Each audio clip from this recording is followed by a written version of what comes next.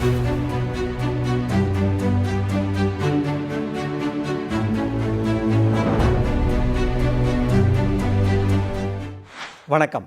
இது தெற்கின் குரல். நான் டி. அருள் எழிலன். நீட் தேர்வுக்கு எதிரான முதல் குரல் தமிழ்நாட்டிலிருந்து தான் ஒலித்தது. திமுக தான் முதலாக நீட் தேர்வை ஒழிக்க வேண்டும் என்று போராடியது. இன்று ஒட்டுமொத்த இந்திய மாணவர்களும் திரண்டு டெல்லியில் காக்ரோச் பார்ட்டி என்ற பெயரில் போராடி கொண்டிருக்கிறார்கள். இந்த போராட்டம் பல்வேறு பாதிப்புகளை இந்திய சமூகத்தில் ஏற்படுத்தி இருக்கும் நிலையில் இது தொடர்பாக நம்மோடு பேசுவதற்காக கோவி லெனின் அவர்கள் இணைந்திருக்கிறார். அவரோடு பேசுவோம். வணக்கம். வணக்கம். டெல்லியில் சிஜேபி நீட் தேர்வில் உள்ள குளறுபடிகளுக்காக கல்வி அமைச்சர் தர்மேந்திர பிரதான் ரிசைன் பண்ணணுன்ற ஒரு கோரிக்கையை வச்சு போராட்டம் நடத்திட்டு இருக்காங்க. திமுகவை பொறுத்த வரைக்கும் நீட் தேர்வே வேண்டாம் அப்படின்றது தான் அவங்களோட கோரிக்கை. இந்த போராட்டத்தை எப்படி பார்க்குறீங்க? ஒரு திமுகவுடைய நிலைப்பாடு அப்படிங்கிறது இன்றைக்கி இல்லை, தொடர்ச்சியாகவே தமிழ்நாட்டினுடைய மருத்துவ கட்டமைப்புன்னு ஒன்று இருக்குது. அதில் அனைத்து சமுதாயத்தைச் சேர்ந்த மாணவர்களும், அது நகரமாக இருக்கலாம், கிராமமாக இருக்கலாம், எந்த ஜாதி வேணாலும் இருக்கலாம், அவங்களுக்கான வாய்ப்பு வழங்கப்படணுங்கிறனால என்ன பண்ணோம், நம்ம இந்த பொது நுழைவுத் தேர்வையே நம்ம ரத்து பண்ணிவிட்டு சட்டப்பூர்வமாக ரத்து பண்ணி அதுக்கான ஒப்புதலையும் பெற்று நம்ம கிட்டத்தட்ட அறிமுகமான நாள்லேருந்தே இதை நாம் எதுக்குறோம். நமக்கு இங்கே +2 மார்க் அடிப்படையில் தான் நமக்கு மருத்துவ நுழைவுத் தேர்வு, பொறியியல் நுழைவுத் தேர்வு, அது சிங்கிள் விண்டோ சிஸ்டத்தில் ரொம்ப வெளிப்படையாக வச்சு அந்த மார்க்குக்கு ஏற்ப, கட் ஆஃப் மார்க்குக்கு ஏற்ப அந்தந்த பிசியா, எம்பிசியா, எஸ்சியா, எஸ்டியா அவங்களுக்கு என்ன கட் ஆஃப் மார்க்கோ அதன் அடிப்படையில் அவங்களுக்கு கொடுக்கறது, காலேஜ் அவங்களே செலக்ட் பண்ண முடியும் அப்படிங்கிற அளவுக்கு நம்ம ஒரு வெளிப்படைத்தன்மையோடு இதை நம்ம வச்சுருந்தோம். இப்போ நீட்டு தேர்வு அப்படின்னு வரும்பொழுது இது நம்மளுடைய மருத்துவ கல்லூரி படிக்க வேண்டிய இந்த மாணவர்களுடைய கனவை சிதைக்குது அப்படின்னு சொன்னோம். அதுக்கு முதல் உதாரணம் அனிதா தான், அரியலூர் அனிதா. அவங்க எடுத்த மதிப்பெண்ணுக்கு கண்டிப்பாக சென்னையிலேயே அவங்களுக்கு சீட் கிடைக்கும். சென்னை மெட்ராஸ் மெடிக்கல் காலேஜ்லேயோ அல்லது ஸ்டான்லிலேயோ அல்லது கீழ்பாக்கிலேயோ கிடைக்கக்கூடிய அளவுக்கு அவங்களுக்கு, ஏன்னா போட்டி ஃபஸ்ட்டு இங்கே சென்னை காலேஜஸ்க்கு தான் இருக்கும், அதுலேயே கிடைக்கக்கூடிய அளவுக்கு மதிப்பெண் இருந்தவங்களுக்கு நீட் தேர்வுனால் அவங்களால மருத்துவ படிப்புக்கே போக முடியல. அதில் அவங்க இதாகி அவங்க தற்கொலை முடிவை எடுத்து ஒரு அதிர்ச்சியை உண்டாக்கின பிறகு தொடர்ச்சியான மரணங்கள் கிட்டத்தட்ட ஒரு 15-20 பேர் இது மாதிரி தொடர்ச்சியாக வந்தப்போ, அப்போ தமிழ்நாடு மட்டும்தான் நீட்டை எதுக்குது அப்படிங்கிற மாதிரி திமுக தான் அதை முழுமையாக பண்ணிச்சு. ஏனென்றால் கலைஞர் ஆட்சியிலையும் நீட்டு வரலை. ஏன்னா அப்போ அந்தந்த மாநிலங்கள் அதை உரிமையை எடுத்துக்கலாம், நடத்தாது அப்படிங்கிற அளவுக்கு ஒரு நிலையை கலைஞர் கொண்டு வந்தார். எங்கள் அப்போ ஒன்றிய அரசில் அவர் இடம்பெற்றிருந்தனால, திமுக இடம்பெற்றிருந்தனால அன்னைக்கு இருந்த சூழலில் அதை பண்ணாங்க. அடுத்து வந்தது மட்டும் இல்லை, 2 முதல்களுமே செல்வி ஜெயலலிதா. அதான் சொல்ல வரேன். அடுத்து இவங்க ஆட்சி வந்துடுது, பின்னாடி பிஜேபி ஆட்சி வந்துடுது. பிஜேபி ஆட்சியிலையும் ஜெயலலிதா இங்கே அவங்க முதலமைச்சர் ஆகிடுறாங்க. 2014 பார்த்திங்கன்னா இவங்களும் அதை இங்கே நீட்டுக்கு எதிர்ப்பு தான் அவங்க தெரிவிக்கிறாங்க. அவங்க மருத்துவமனையில் அனுமதிக்கப்பட்டிருந்த அந்த நேரத்தில் தான் இவங்க போய் யார் இந்த அடிமை கூட்டம் போய் அவங்க சொன்னதை எஜமானர்கள் சொன்னதுக்கு கையெழுத்து போட்டு வந்தாங்க. 2017 நமக்கு நீட்டு தேர்வு வருது. 2016 ஜெயலலிதா அவர்கள் மறைந்து விட்டார்கள். 2017 நீட்டு தேர்வு வருது. இப்போ நீட்டில் பேப்பர் லீக்குங்கிற குளறுபடி மட்டும் கிடையாது, அதுக்கு முன்னாடி என்ன இருக்குன்னா நீட்டே தேவையற்றது அப்படிங்கிறது நம்ம இல்லை. என்னன்னா கோச்சிங் சென்டர் இல்லாமல் நீங்கள் பணம் கட்டி, லட்சக்கணக்கில் பணம் கட்டி அதில் நீங்கள் சேராமல் எளிதாக அதை வெற்றி பெற முடியாது சார். அந்த தேர்வு முதல்ல எழுத வர்றவங்களை மரியாதை குறைவாக நடத்துதான். உள்ள வரவனை ஏதோ ஒரு குற்றம் செஞ்சுட்டு வந்தவன் மாதிரி, திருட வந்தவன். ஆமாம், நீங்கள் சிறைக்கு அனுப்பும் பொழுதெல்லாம் உங்களுக்கு இது லாக்கப்புக்கு அனுப்பும் பொழுதெல்லாம் பண்ணுவாங்க பாருங்கள், அந்த மாதிரியான ஒரு பெரிய பண்ணுறாங்க எல்லாம் பண்ணுறது. அது இந்தியாவில் பெண்களுடைய உடை, அவங்களுடைய முடி அலங்காரம், இதெல்லாம் அதுக்குன்னு ஒன்று நம்ம இருக்குது. விரும்பியவர்கள் அதுலேருந்து மாறிக்க உரிமையும் சட்டம் கொடுத்துருக்குது. ஆனால் இங்கே என்ன பண்ணுறாங்க, எப்படி வந்தாலுமே ஒன்றை ஒரு மாதிரி நாங்கள் போகும்பொழுதே ஒன்று அதிர்ச்சிக்குள்ளாக்கி உள்ளே போய் வேர்த்து விறுவிறுத்து நீ பாதி இதில் அதுலேயே போகிற மாதிரி. ஒரு முறையில் அட்டம்ப்டில் இது பாஸ் பண்ணுறவங்களும் ரொம்ப கம்மியாக போயிடுச்சுது. இது ஐஏஎஸ் தேர்வு மாதிரி நீட் தேர்வை கொண்டு இதில் தான் நாங்கள் தகுதியை கொண்டு வரோம்னு சொல்லி அதன் மூலமாக கோச்சிங் சென்டரை உருவாக்கி, கோச்சிங் சென்டர்லாம் நிறையா லட்சக்கணக்கில் அதுக்கு ஃபீஸ் வாங்கி அந்த கோச்சிங் சென்டருடைய அந்த லாபி என்னடான்னு பார்த்தா அதெல்லாம் பிஜேபியுடன் தொடர்புள்ளதாக இருக்குது. கிட்டத்தட்ட இப்போ மட்டுமே ஒரு 20 தற்கொலைகள் நடந்திருக்குறாங்க. இது அறிமுகமான நாள்லேருந்து நூற்றுக்கணக்கான தற்கொலைகள் இருந்திருக்கு. இது மட்டும் இல்லாமல் நார்மலைஸ் ஆகிடுச்சா? அது நார்மலைஸ் தான். அது என்னன்னா பிஜேபி அதை இதெல்லாம் வந்து இவங்க வந்து இதில் வந்து 10th ஃபெயில் ஆனால் தற்கொலை பண்ணிக்கிறது இல்லையா, +2 ஃபெயில் ஆனால் தற்கொலை பண்ணிக்கிறது இல்லையா அப்படிங்கிற மாதிரி. இதுக்கு என்ன வித்தியாசம்னா, நம்ம ஊரில் 10th +2க்கெலாம் நம்ம உடனடியாக அந்த தேர்வு வைக்கிறோம் அவங்கள வந்து பாஸ் பண்ணுறது. இப்போ இவ்வளவுக்கும் மோசடிகளுக்கு யார் காரணம் அப்படிங்கிற இடத்துல தான் இப்போ நீங்கள் சொல்கிற சிஜேபி, காக்ரோச் ஜனதா பார்ட்டியுடைய அது முன்னெடுக்குது. தர்மேந்திர பிரதான் அவர் தான் ஒன்றிய கல்வி அமைச்சர்.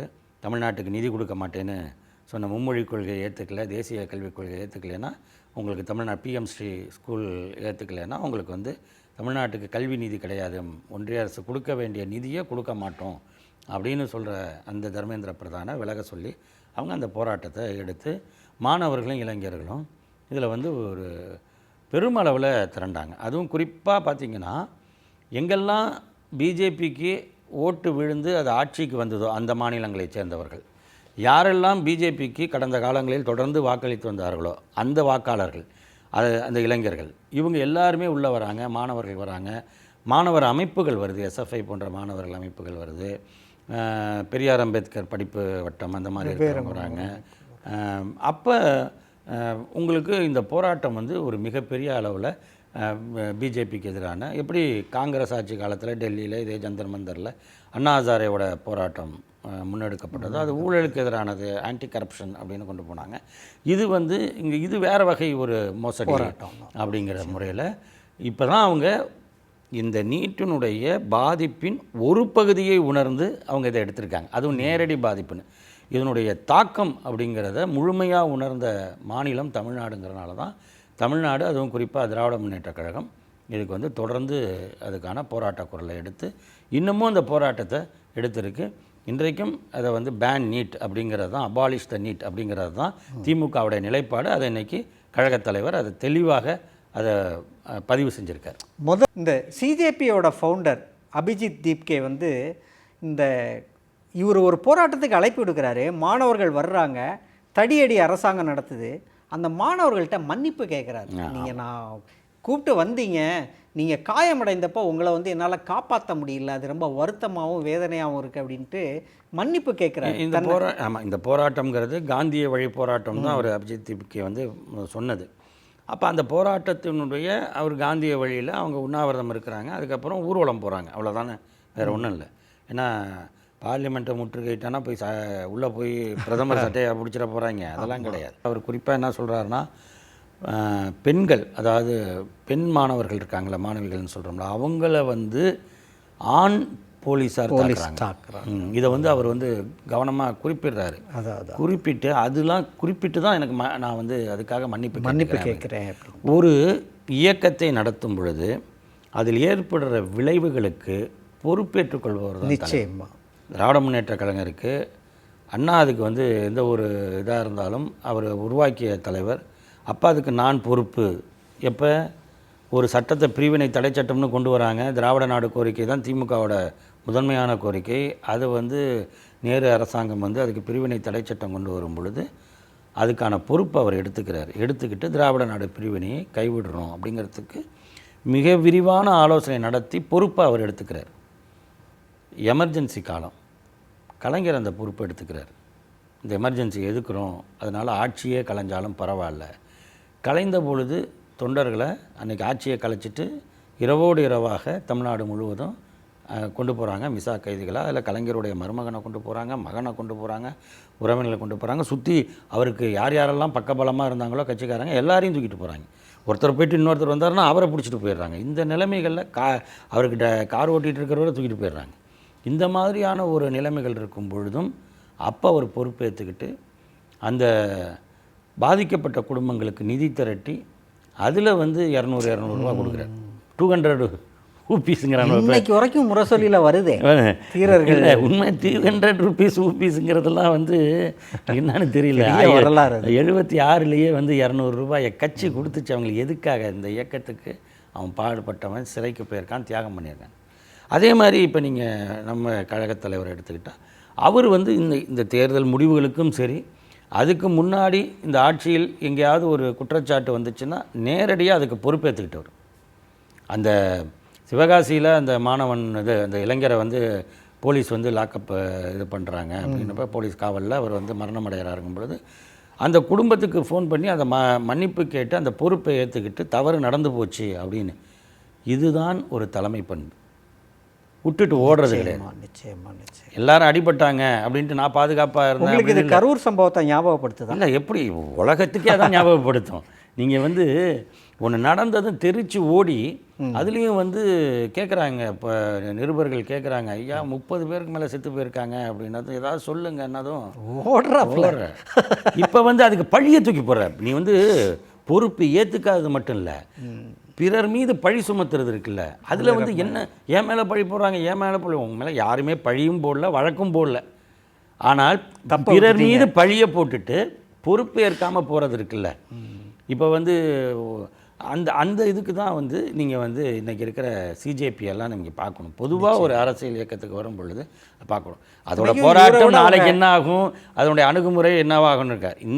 இப்போ அவங்க ஒரு போராட்டம் கையில் எடுத்தாங்க, நீட்டு குளறுபடிகளுக்கு எதிரான போராட்டம். அதில் உறுதியாக நிற்கிறாங்க. அப்போ வந்து இப்போ காவல்துறை வந்து இந்த மாதிரி கடுமையான தாக்குதல் நடத்துகிறப்ப அதில் பாதிக்கப்பட்டவர்களுக்கு இந்த மாதிரி நடந்தது நான் எதிர்பார்க்கல, அதை பொறுப்பேற்றுக்கிறேன்னு சொல்கிற அந்த கட்ஸ் வேணும்.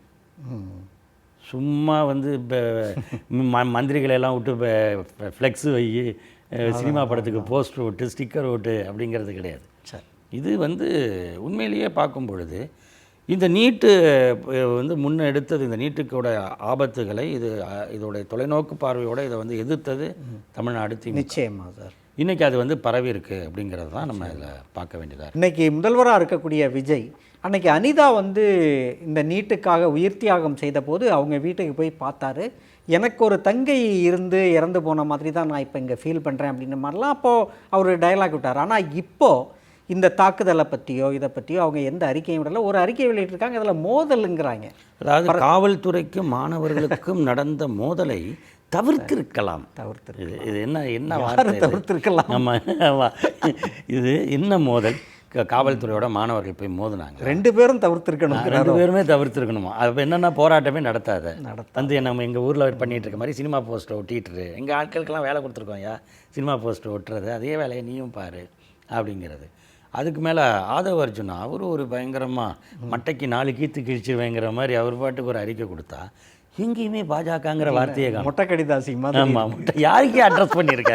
இது யாரு மொட்டை கடிதாசி எழுதுறது? எப்படின்னா கீழே யாருன்னு தான் தெரியாது, எழுதுறவன் யாருன்னு தெரியாது. இது எவனுக்கு எழுதியிருக்கே தெரியல, கண்டென்ட்டாவது காட்டாம இருக்கும். இது யாருக்கு எவனுக்குமே அட்ரஸ் இல்லை, எங்கே போய் சேரும் இந்த கடிதம் தெரியல. அதாவது எங்கள் கொள்கை எதிரி பாஜக அப்படின்ட்டு விசில்லாம் அடித்தாங்க. அது இவங்களோட கொள்கை என்னன்னா, கொள்கை எதிரிய பேரையே சொல்கிறது இல்லைங்கிறதா இவங்க கொள்கையாக இருக்குது. பயப்படுறாங்களா? குடுமி சிக்கியிருக்காங்க ஏற்கனவே, இவங்களா போய் சிக்கி வச்சாங்க இதில் கரூர் விவகாரத்தில் சிபிஐ அப்படின்னு. அதுக்கப்புறம் நடக்கிற விஷயங்கள், குதிரை பேரம், இது மாதிரி நிறையா வருது. அப்போ வந்து உங்களுக்கு இது ஒன்று இருக்குது. இயல்பாகவே உங்களுக்கு வந்து ஒன்றிய அரசை எதிர்த்து மாநில உரிமைகளை காப்பாற்றக்கூடிய அக்கறையெல்லாம் கிடையாது. இவங்களுக்கு இங்கே தமிழ்நாட்டு அரசியலை பண்ணி இதில் ஆட்சியை பிடிச்சி சுகமாக இருந்துட்டு போகணும் அப்படிங்கிறத தவிர வேறு தொலைநோக்கான எதுவும் கிடையாது. இவங்க சொல்கிறது எல்லாமே என்ன, கல்வியை மாநில பட்டியலுக்கு கொண்டு வரணும். இது யாரோட கோரிக்கை? திமுக கோரிக்கை. இருமொழி கொள்கையை விட்டு கொடுக்கணும்.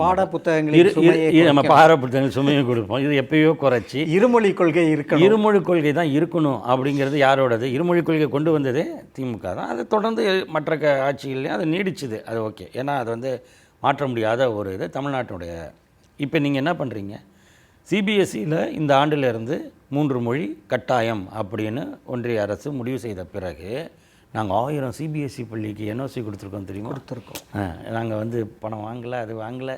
ஆனால் 1000 பள்ளிகள் மூலமாக என்ன பண்ணுறீங்க நீங்கள்? இன்றைக்கி வந்து 1000 பள்ளிகளில் ஒரு பள்ளிக்கு ஒரு 500 மாணவர் 1000 மாணவர்னு வச்சிங்களேன். அப்போ எவ்வளோ பேருக்கு நீங்கள் வந்து மும்மொழி பாடத்துக்குள்ளே கொண்டு போகிறீங்க அதை? ஆனால் அதே அளவுக்கு அரசு பள்ளிகள் மூடி இருக்குது. அரசு பள்ளிகளை மூடுறது மட்டும் இல்லை, இப்போ வந்து மாணவர் எண்ணிக்கை குறைவாக இருக்கிற இடங்களில் அரசு பள்ளிகளை மூடி இருந்தால் கூட நம்ம சரி அதுக்கு வந்து என்ன மாற்று என்ன செஞ்சுருக்காங்க அப்படிங்கிறத நம்ம பார்க்கணும். நீங்கள் அரசு பள்ளிகளுக்குள்ளே நீங்கள் பண்ணுற வேலை என்னவாக இருக்குது? முதலமைச்சர் விஜய்க்கு பிறந்த நாள் அப்படின்னு போகிறவங்க யாரும் முதலமைச்சர் விஜயாக இங்கே போய் பேசலே தான். எல்லாருமே நடிகர் விஜயோட பாட்டை போட்டு இது வந்து மாணவர்கள் ஆடினது போக குழந்தைகளை ஆசிரியர்களும் அவங்க ஆடுறத ஆரம்பித்து அங்கே போன அமைச்சரும் சேர்ந்து ஆடிக்கிட்டு இருக்கார். என்ன பாட்டு? கொள்கை பாட்டா அது? எப்படி ஒரு மோசமான அந்த பாட்டை வந்து நம்ம திரும்பி கூட சொல்ல முடியாது. அந்த மாதிரியான அது என்னென்னா அரசு பள்ளிகளுக்குள்ளே இன்றைக்கி அந்த மாதிரி ஒரு கலாச்சாரத்தை உருவாக்கியிருக்காங்க. அப்போ இந்த பக்கம் சிபிஎஸ்சி பள்ளிக்குள்ளே நீங்கள் போகிறதில்ல, உங்களை விட முடியாதில்ல விட மாட்டான். அப்போ அங்கே ஹிந்திக்கு திறந்து விட்டுட்டு இங்கே எதுவுமே படிக்காத, நீ தமிழும் படிக்காத, ஆங்கிலமும் படிக்காத, கணிதம் இதில் வந்து நாங்கள் வந்து கதை சொல்லி கணிதத்தை சொல்லி தர போகிறோம். கதை விட பாட புத்தகங்கள் இனி பட புத்தகங்களாக எல்லாம். அதாவது அவர் வந்து சினிமா பாணி டயலாக்னா இவர் பட்டிமன்ற பாணி டயலாக் பள்ளிக்கல்வித்துறை அமைச்சருக்கு எல்லாமே இப்படி தான் சொல்கிறீங்களே. ஏற்கனவே சமச்சீர் கல்வியில் இதெல்லாம் வந்துடுச்சு, செயல்முறைகள் வரைக்கும் வந்துடுச்சு. கடந்த 5 ஆண்டுகளில் நம்ம வந்து மாணவர்களுக்கு வந்து அரசு பள்ளி மாணவர்களை அயல்நாடுகளுக்கு அனுப்பக்கூடிய அளவுக்கு அவங்களுக்கான வசதி வாய்ப்புகளை உருவாக்கி கொடுத்தோம். அறிவியல் பரிசோதனை கூடங்கள், அதன் மூலமாக அவங்களே தங்களை வந்து வெளிப்படுத்தக்கூடியது, சின்ன சின்ன கண்டுபிடிப்புகள் மூலமாக வெளிப்படுத்தக்கூடியது.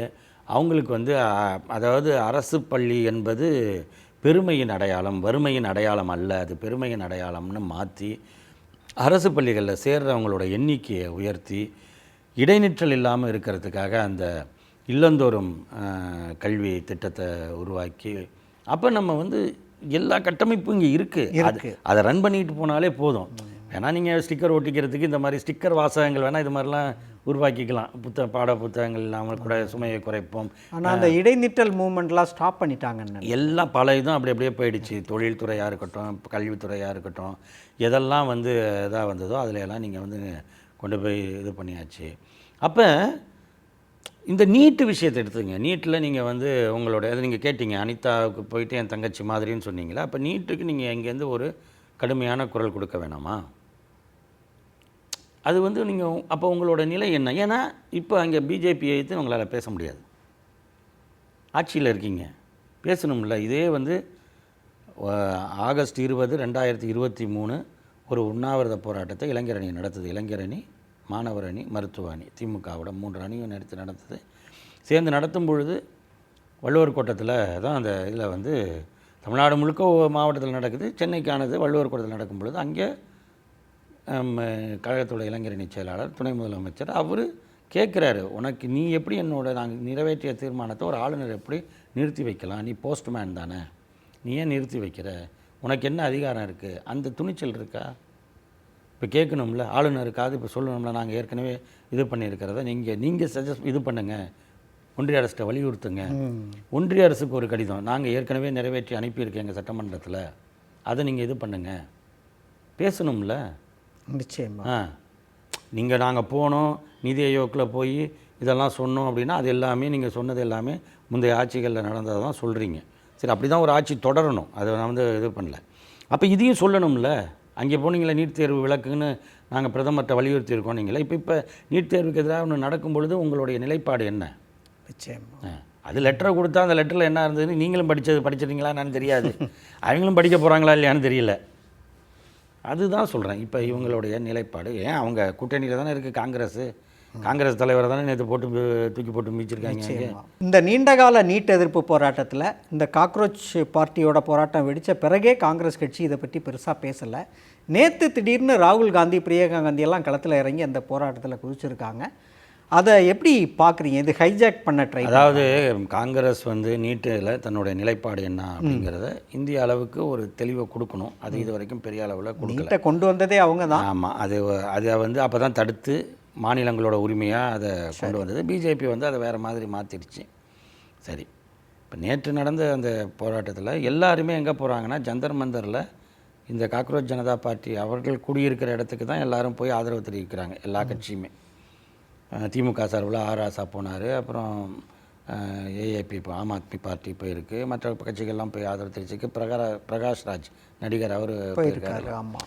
ஆனால் இவங்க என்ன பண்ணாங்கன்னா காங்கிரஸ் வந்து இங்கே போகாமல் இவங்க திசையை மாற்றி பிரதமர் வீட்டு முன்னாடி போய் முற்றுகை போராட்டம் அப்படின்னு ஒன்று நடத்துறது. இதன் நோக்கம் என்ன அப்படின்னு ஒரு கேள்வி இருக்குது. தாக்கப்பட்டது, இதுக்கெல்லாம் கண்டனம் அப்படிங்கிறது ரெண்டாவது, அது ஒரு இது. ஆனால் இந்த முறையை ஏன் இவங்க கையாண்டாங்க? இரவோட இரவாக இதை கையாள்வதற்கான என்ன காரணம்? திசை அப்போ வந்து இந்த மாணவர்கள் எழுச்சி, இளைஞர்களோட எழுச்சியை காங்கிரஸ் வந்து வேறு விதத்தில் அதை வந்து கைப்பற்ற பார்க்குதா, அல்லது இந்த எழுச்சியை வந்து அது வந்து தண்ணி ஊற்றி டைல்யூட் பண்ண பார்க்குதா அப்படிங்கிற ஒரு கேள்வியும் கண்டிப்பாக இருக்குது. திமுகவோட விளாத்திக்குளம் சட்டமன்ற உறுப்பினர் மார்க்கண்டேயன் அவர்கள் கைது செய்யப்பட்டு சிறையில் அடைக்கப்பட்டிருக்கிறாரு. நேற்று வந்து செய்தியாளர்களை சந்தித்த சபாநாயகர் ஜேஆர்டி பிரபாகர் அவர்கள் யாராவது புகார் கொடுத்தா கூட நாங்கள் நடவடிக்கை எடுப்போம் அப்படின்ற மாதிரி ஒரு ப்ரெஸ் மீட் கொடுத்தாரு. ஆக்சுவலாக சட்டமன்றத்திலிருந்து மார்க்கண்டேயன் அவர்களை ஏதாவது பனிஷ் பண்ணுறதுக்கான ஒரு திட்டம் ஏதாவது அரசிட்ட இருக்குமா? அது உரிமை மீறல் பிரச்சனை இதெல்லாம் கொண்டு வராங்க. அதாவது என்ன தண்டனை கொடுப்பாங்க? இல்லையா, அது வந்து சபாநாயகரோட அதிகாரத்தை பொறுத்தது. பொதுவாக வந்து உரிமை மீறலுக்கு ஒரு குழு போடணும். குழு போட்டு அதில் வந்து அது வந்து முடிவு எடுத்து இது பேசினது தவறா இல்லையா, முதலமைச்சர் பற்றி பேசியிருக்காரு. ஆனால் முதலமைச்சர் என்ன பண்ணார்? முதலமைச்சர் என்ன பேசினார்? சைகை காட்டினார். அதை எப்படி சார் நம்ம அர்த்தப்படுத்திக்க முடியும்? அதாவது இப்படி காட்டும் பொழுது எல்லாம் முடிச்சிட்டேன் அப்படிங்கிறது இல்லை, கழுத்து அறுப்பது. அதுதான் அது அதுபடி கூட அது வந்து அதோட இல்லையே. இப்போ என்னன்னா, இப்படி சைகை காட்டக்கூடாதுங்க சட்டமன்றத்தில். முதல்ல வந்து சட்டமன்றம் என்பது பேசுவதற்கான இடம். அதனால தான் அவை குறிப்புன்னு ஒன்று இருக்குன்னு தெரியுமா? அதில் வந்து எழுத தான் முடியும். கையை மேலே உயர்த்தி வலது கையை கழுத்துக்கு கீழே கொண்டு வந்து எழுத முடியாது. அந்த எழுதாகணும், அது பண்ணணும். இது ஸ்கிரிப்ட் கிடையாதுங்க சட்டமன்றங்கிறது. இந்த சட்டமன்றத்தில் அவை குறிப்பு. அதனால தான் அவை குறிப்பில் இடம்பெறுமா இடம்பெறாதா அப்படிங்கிற ரெண்டு தான் இருக்கும் அங்கே. இந்த வார்த்தை அன்பார்லிமெண்ட்ரினா அவை குறிப்பில் இடம்பெறாது. சரியானதாக இருக்கிறது எல்லாமே இடம்பெறும். இது என்ன இது? அப்போ இந்த சைகை செய்வதே தவறானது. இதுக்கு வந்து அவர்கிட்ட அனுமதி வாங்கிட்டு முதலமைச்சர் வந்து சபாநாயகர்கிட்ட அனுமதி வாங்குறாரு. கேட்குறாங்களே, எதிர்க்கட்சிகள் இது மாதிரி சைகை செய்ய இது பண்ணால் அனுமதிப்பீங்களா அப்படின்னதுக்கு அவர்கள் என்ன சைகை செய்ய போகிறார்கள் என்பதை தெரிவித்தால் அதை பொறுத்து நான் வந்து அனுமதிப்பேங்கிறார். அப்போ முதலமைச்சர் உங்கள்கிட்ட என்ன சைகை செய்கிறேன்னு காட்டிட்டாரான்னு? இல்லை, அவர் கையை எடுக்கும் பொழுதே எனக்கு தெரிந்து விட்டது. அதை பார்த்து அவர் என்ன சைகை செய்யறா பார்த்தே அவர் வந்து புரிஞ்சுக்கிட்டாராம். இதெல்லாம் வந்து எப்படின்னா, தமிழ்நாடு பார்த்ததே இல்லை. இதுக்கு முன்னாடி சில சபாநாயகர்கள் இன்னும் இருந்திருக்காங்க. இவர் கொஞ்சம் அனுபவம்லாம் உள்ளவராக இருக்கார் அந்த கட்சியில். இவராவது இருப்பார். அப்படிலாம் என்ன இது நினைச்சிடாதீங்க. நான் எங்கே போய் சேர்ந்துருக்கிறேன்னா அந்த கட்சி மாதிரி தான் இருப்பேனே தவிர எனக்கு அனுபவம் இருக்குன்னா நீங்கள் நினைக்காதீங்கிறாரு. விளாத்திக்குளம் எம்எல்ஏ வந்து அவர் பேசுனது, இவர் எப்படி ஒரு இதில் இருந்து நங்கு நங்கு நங்குன்னு நீங்கள் வந்து தலையில் சம்மட்டியால் அடிங்க திமுகவேன்னு சொல்கிற ஒரு முதலமைச்சர் இருக்காருன்னா, இவர் வந்து நீங்கள் சட்டமன்றத்தை பூட்டினீர்கள் என்றால் அது வெளிவரத்துக்கு எலும்பை உடைத்து வெளிவர வேண்டியிருக்கும் அப்படின்னு சொல்கிறத ஒரு முதலமைச்சர் வந்து அது ஒரு இதாக தான் சொன்னார். அதை நேரடி பொருள் கொள்ளக்கூடாதுன்னு சபாநாயகர் சொன்னார்னா, இதை மட்டும் ஏன் நேரடி பொருள் கொள்ளணும் அப்படிங்கிறது தான். அப்போ முதலமைச்சர் வரம்பு மீறி பேசியதற்கான எதிர்வினை தான் விளாத்திக்குளம் சட்டமன்ற உறுப்பினருடைய பேச்சு. இவர்கள் கையில் அதிகாரம் இருப்பதா என்பதற்காக ஆடுகிறார்கள். பொதுவாகவே நிறைய அந்த சோஷியல் மீடியாலாம் சொல்லுவாங்க, இராணுவத்தில் அழிஞ்சவனை விட ஆணவத்தில் அழிஞ்சவன் தான் அதிகன்ட்டு. அது அவங்களுக்கு தான் பொருந்தும். வெவ்வேறு கேள்விகளுக்கு ரொம்ப ஆழமாக பதில் சொன்னீங்க. ரொம்ப நன்றி.